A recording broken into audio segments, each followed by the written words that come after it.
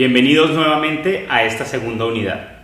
Ya hemos hablado en el video anterior sobre los principales retos de la educación 4.0 y las características de la educación 4.0. Pues el día de hoy, en este corto video, quiero proponerles que analicemos un poco la diferencia entre la educación virtual y la educación 4.0. ¿Y por qué? Porque ahora en este tema del coronavirus nos hemos dado cuenta cómo todas las escuelas, organizaciones, empresas, universidades y demás están haciendo un proceso de educación a través de computadores, a través de WhatsApp y demás dispositivos. Pero hay un reto o hay un riesgo frente a esto. A veces consideramos, o el error que se está cometiendo actualmente, es creer que utilizar los computadores, utilizar el WhatsApp o utilizar estos medios tecnológicos inmediatamente lo configura como una educación virtual o como una educación 4.0, que es lo que nos interesa. ¿Y por qué no necesariamente utilizar un computador o utilizar un celular es educación 4.0?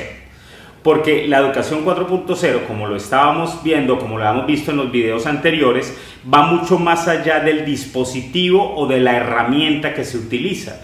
La educación 4.0 es la unión de todas estas nuevas tecnologías, pero no solamente la utilización de estas nuevas tecnologías, tanto físicas como digitales, sino una nueva forma de pensarse la educación, una nueva forma de pensar el conocimiento y una nueva forma de pensar el aprendizaje. ¿Y qué es lo que de pronto estamos viendo ahora? Lo que estamos viendo ahora mayormente es educación a distancia, es decir, no hay mucha diferencia entre la educación que se hacía hace algunos años a través de la televisión o de la radio, donde los niños y las niñas en el campo prendían su radio y escuchaban la clase a través de la radio. Eso es educación a distancia, es decir, es el mismo modelo educativo, la misma forma de pensar la educación, la misma forma de pensar el conocimiento, la misma forma de pensar el aprendizaje. Simplemente lo que se está haciendo es utilizar unos dispositivos móviles o unas tecnologías que nos permiten tener al docente en una parte y al estudiante en otra parte, es decir, educación a distancia. Pero eso no significa que sea educación digital o educación 4.0. Sigue siendo el mismo modelo educativo, sigue siendo la misma forma de educar, simplemente que ahora se hace a distancia. Por eso es muy importante en esta unidad, como el nombre lo dice, pensar en educación a distancia versus educación 4.0. Vuelvo y lo digo, no necesariamente porque estés usando un computador significa que sea educación 4.0. Puede ser simplemente educación a distancia, simplemente el profesor está a un lado y el niño en otra parte a la distancia, pero la forma de enseñar sigue siendo la misma, la forma de concebir la educación sigue siendo la misma, y ahí es donde se encuentra la dificultad, y ahí es donde nos cuesta tanto trabajo y se nos vuelve un problema como maestros, porque como estábamos acostumbrados a tener a los niños al frente de manera física, pues teníamos nuestra forma de educar, pues era adecuada y estaba adaptada a esa situación, es decir, a tenerlos ahí al frente. Pero ahora que los tenemos a distancia, queremos seguir usando la misma forma en la que los educábamos cuando los teníamos al frente, en viva voz. Ahí es donde radica la gran dificultad, ahí es donde nos ha costado trabajo ponernos al día y donde comenzamos a sentir toda esa complejidad y ese desgaste y lo difícil y no logramos evolucionar. Esto es un tema complejo, nadie está diciendo que sea sencillo, es muy complejo para ustedes como maestros hacer ese cambio de la noche a la mañana. Pero pongámonos a pensar, ¿qué hubiera pasado si no hubiera llegado el tema del coronavirus? Hubiera pasado por lo menos otros 10 años hasta que hubiéramos logrado cambiar realmente nuestra forma y nuestra relación con la tecnología y la educación. Las cosas tienen algunos puntos positivos, no estoy diciendo que el coronavirus sea lo mejor que nos haya pasado, pero las cosas positivas que nos deja el coronavirus y esta pandemia es que nos permitió o nos obligó mejor a hacer ese cambio rápido, ese cambio que probablemente no hubiéramos hecho sino por hasta dentro de 10 años, porque ¿para qué cambiar si veníamos haciéndolo así, veníamos haciendo la educación de la misma manera? No necesito hacerlo de otra manera. Esta pandemia nos obligó a cambiar rápidamente, pero lógicamente esos cambios tan abruptos tienen grandes retos y grandes dificultades que ahora estamos afrontando. Es decir, nuevamente lo repito, Una cosa es la educación a distancia y otra cosa es la educación 4.0. La educación a distancia simplemente conserva los mismos modelos educativos, las mismas estrategias didácticas, los mismos contenidos y las mismas formas de asumir el conocimiento y el aprendizaje. Simplemente lo que hace es introducir una tecnología como puede ser el libro, porque el libro es un sistema de educación a distancia y autónomo, como es la radio. La radio es un sistema de educación a distancia, la televisión es un sistema de educación a distancia. Simplemente lo que hace la educación a distancia es utilizar unas herramientas para llegar a unos niños o a unas personas que están muy lejos de las escuelas para poder llegar con sus contenidos. Y eso no es nuevo, eso viene hace años y muchos de los que están acá escuchándome podrán haberlo en algún momento vivido de pequeñitos o sus padres de familia les contaron, o sus papás les contaron que se educaron a través de la radio. Es decir, la educación a distancia no es nueva. La educación a través de un dispositivo como el computador ahora es nueva, pero antes era la radio.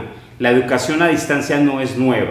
Lo que es nuevo es la manera en la que utilizo esos equipos electrónicos. Yo podría seguir haciendo educación 4.0 a través de la radio. No necesariamente tengo que tener un computador para hacer educación 4.0. Podría ser la radio. La radio podría ser el mejor ejemplo de educación 4.0 si sé cómo utilizarla, si utilizo nuevas herramientas, si utilizo nuevas estrategias, nuevas didácticas. Veamos algunos ejemplos. Primer ejemplo, podríamos utilizar la radio para hacer unos pequeños programas de 5 minutos en los que le mostramos a los niños, les hacemos preguntas para pensar sobre su diario vivir. Esta misma herramienta de la radio la podríamos hacer a través de WhatsApp. Algunos ya lo habrán hecho. Simplemente formulo una serie de preguntas, unas preguntas muy bien pensadas, muy bien formuladas, y se las voy enviando a los niños por WhatsApp a lo largo de la semana. El lunes le envío una pregunta, el martes le envío otra pregunta, el miércoles otra pregunta, desde luego preguntas que estén relacionadas unas con la otra. Y el día viernes, después de haber enviado todas las preguntas de la semana, hago una reflexión con ellos. Les pido que me cuenten qué pasó con esas preguntas. Otro ejemplo, a través de WhatsApp les puedo enviar actividades puntuales como, oye, hoy en tu casa ve y busca en tu cuarto el juguete más viejo que tengas y con base en ese juguete más viejo que encuentres, construye una historia e inventa una historia fantasiosa, escríbela o nárrala por WhatsApp y compártela con nosotros como compañeros de clase. Estamos utilizando el mecanismo de las grabaciones, ya sea en la radio o ya sea en el WhatsApp. Simplemente es de qué manera utilizamos de manera creativa ese mensaje de audio. Un segundo ejemplo podría ser este. Podríamos entrar en YouTube y seleccionar una serie de videos. Digamos que estamos trabajando sobre derechos. Podemos seleccionar una serie, 5 cortos videos, 5 cortometrajes. Yo les voy a dejar acá uno en el link, les voy a dejar un cortometraje de ejemplo. Ustedes le pueden enviar este pequeño video a los estudiantes, que ellos lo miren y que a vuelta del mismo WhatsApp les envíen una reflexión sobre el video que escucharon o vieron, perdón. Este es otro ejemplo que no sería de audio, sino simplemente es tomarnos la molestia de revisar en YouTube qué videos interesantes, primero hay que verlos y saber que son buenos, de buena calidad, y podérselos compartir a ellos toda la semana, un pequeño cortometraje que tenga que ver con la misma temática, y el día viernes revisamos con ellos y hacemos un pequeño conversatorio a través de WhatsApp o a través de alguna plataforma de lo que ellos vieron. De seguro todos los padres de familia o la gran mayoría tendrán WhatsApp, entonces es una gran herramienta, pero la idea es de qué forma buscamos ideas creativas y novedosas para llegar a ellos con contenidos. Otra idea que podríamos utilizar es que podríamos narrarle a los niños a través del WhatsApp una pequeña historia. Podríamos leerles un cuento y enviarles el cuento del día o el cuento de la semana leído a través de WhatsApp.